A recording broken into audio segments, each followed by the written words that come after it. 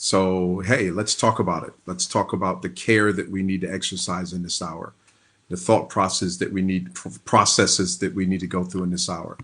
Let's begin a dialogue about that for a minute. So let me begin. I'll just start talking to you. I feel a real sense that we need to let patience have her perfect work. There's a verse in the Bible, in the book of James, chapter 1, that says, let patience have her perfect work in you. And I feel like we're in an hour where we really need to begin to exercise patience. I know a couple of things have happened recently that cause people to feel like, things are getting better. We're out of danger. And certainly things are getting better a little bit. But I really still sense that we're in a place that we need to exercise caution and that care is really needed, especially when it comes to opening up churches. And it's my strong conviction right now that churches do not need to reopen at this time. And I want to tell you some reasons why. And I'm especially talking to pastors and church leaders. Let me give you some reasons why. Number one, because we're not there yet. We are not there yet. Right now, we're in a place where the CDC, with the smartest, the most brilliant scientists in our country, have given us a three-phase guideline for when to open up society back again, open up stores, businesses, churches, and so forth. There are three different phases that we have to deal with. And in those three phases, right now in the state of Alabama, we're still at phase 0. We have not even gotten to phase 1 yet. It requires in 4 different gating criteria there to be a 2-week decline before you go to each phase. Phase 1 is crowds of 10 people or less. Phase 2 is crowds of 50 people or less. Phase 3 is kind of opening back almost to a sense of normalcy with social distancing. And right now, the smartest minds in our nation have said that we're not yet at that place. We're not at the place yet where it's really safe to begin gathering in large crowds. So pastors, leaders, I want you to really exercise caution because we're not quite there yet. We're on the way. Things are looking good. It seems like we hit our peak and we're coming back down, at least in the state of Alabama, but we're not there yet. So there's still danger. There is still danger lurking around. Listen, COVID-19 is not the flu. It's more contagious than the flu is. It spreads faster. There are people that are really, truly dying from this disease. The funerals I've witnessed and watched online of members of my church who had loved ones who died from COVID-19, they were real funerals, and the people are really dead. There are denominations, great denominations in the body of Christ where they've lost like 31 bishops who are dead, who are gone to COVID-19. This is a dreaded disease. People end up dying alone in a hospital room, drowning in their own body fluids, unable to be surrounded by loved ones, FaceTiming someone who's there suffering and struggling. This is a very, very difficult thing, and we're going to get over it. We're going to get through it. But there are a lot of people in our community that are vulnerable. You know, the elderly are vulnerable. Those with underlying conditions are vulnerable, but it's not just elderly that are getting it. Young people are getting it. We now know that it affects the blood. It has the ability to produce blood clots in your body. Young people are getting strokes from this in their 30s and 40s. Listen, this is something you don't want to play with. And just because the sun's coming out now and a couple of stores are beginning to open, that is no reason why we need to throw caution out of the window. Be careful. This is affecting the African-American community more than any other community in most of the nations of the earth. So we need to exercise great care. And some people don't even think this is real. Listen, the people that are dying from this are really dead. These are real deaths. These are real funerals I've witnessed and been to. So be careful. Exercise caution. What if waiting a few more weeks and waiting even a few more months if we had to wait? We can get back to life and we can have 30 more years and 40 more years and 20 more years to do life. Let's let patience have her perfect work. Pastors and leaders, be very careful because not only are we not there yet, and not only is there still danger out there, but churches are highly social. Some people say, well, if we can shop at Costco, why can't we go to church? Well, there are a couple of differences in church and Costco. Understand that churches are highly social. When we're in church together, we're hugging, we're loving each other, we're connecting in a new way. And I know we can do church in a little bit of a different way, but people have a different mindset when it comes to church. Man, I've run into a couple of our church members, and it's so hard not to hug them. It's so hard not to greet them. It's so hard not to reach out and touch them. Churches are highly social. When you're in church, you're usually sitting in a confined area. If you're in a big box store and you get close to somebody, you can move to a different direction. It's a little bit different. So churches, be careful. There's still danger out. And another reason we need to be careful is because, pastor, leader, you have influence. Hear me. God has given you influence. What you say, the people in your church hear, it matters to them. And there could be people in your congregation that are highly vulnerable, very susceptible, But if their pastor says it's time to come and meet again, by God, they're going to get out and just come and meet. And your influence would have led somebody down a road that's not safe for them.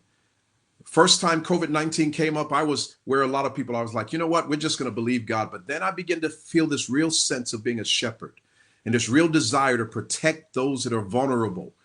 Even though I might have faith, there are people in my congregation that are vulnerable, people that can be affected by this. And I know if I lift my voice and say, come on, we're going to meet now, we're going to disregard that. People who are vulnerable, people who can catch COVID-19, spread it to many other people, will come flocking at my command. Not my command in the sense that I own their life, but out of the respect they have for me because of the position God's put me in. Sir, ma'am, leader of the church, you have that same respect. And I want to urge you to exercise caution. Be very careful right now in this hour. And I want to tell you something. Faith and safety are not incompatible. Faith and safety go together very well. There are a lot of people saying, well, if you have faith, just go ahead and meet. Well, when Jesus was taken to the mountain by Satan and tempted by him, and Satan said, cast yourself down and let angels catch you, because it says in Psalm 91, he'll give his angels charge over you to keep you in all of your ways. Jesus didn't do it. He didn't put God to the test. Who says that if you have faith, safety goes out the window?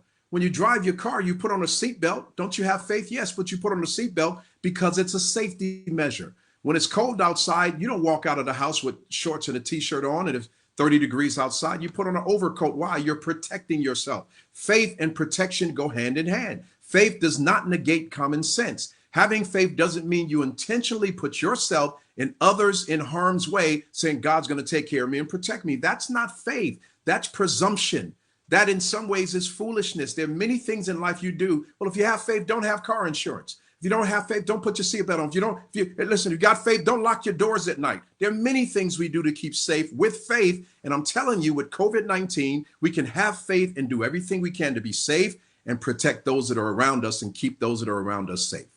So pastors, leaders, exercise caution.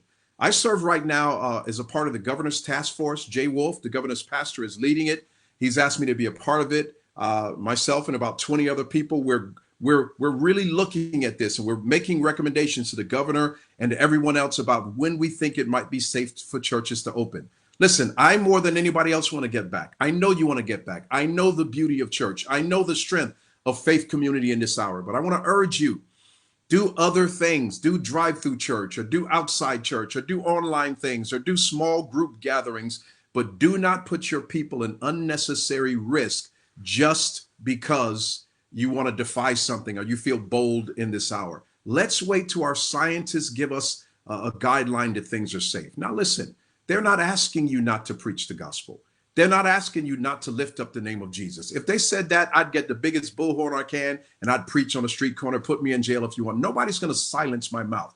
They're not saying don't have church. They're not saying don't reach people. They're saying it's not safe for vulnerable people who could die from this dreaded disease to be together in social gatherings. Do you know most of the people who have contracted this have gotten it from church services, from weddings and funerals?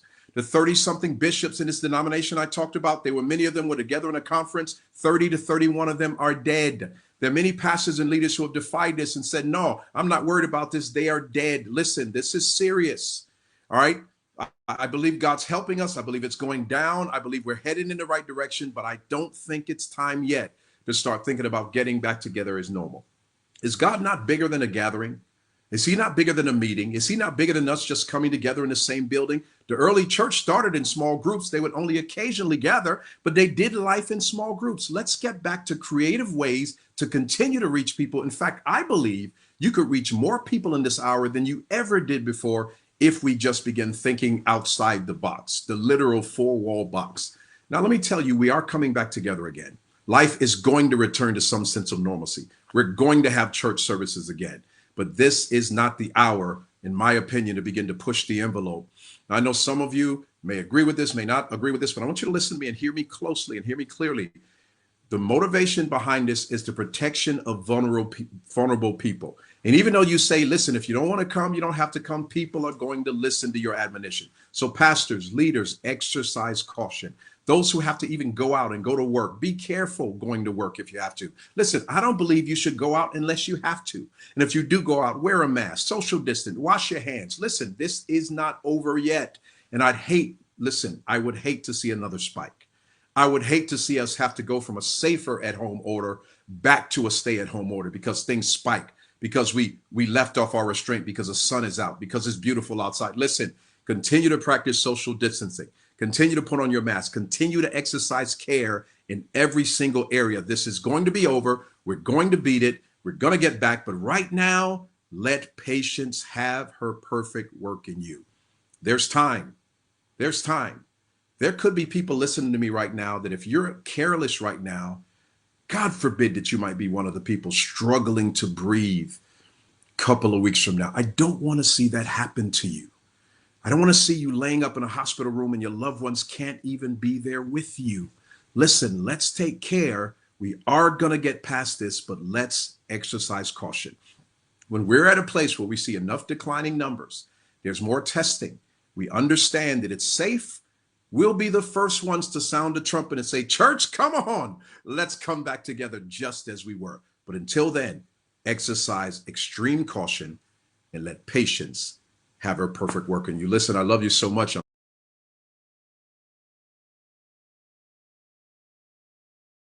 I'm praying for you. We really do have your best interests at heart. None of us get joy over saying we're not going to meet in church. We're not going to get together and congregate. But such a time as this demands such actions as this. So be careful, be wise, be safe, keep loving God, and keep reaching people. People are hungry. They're desperate. They're in fear. They need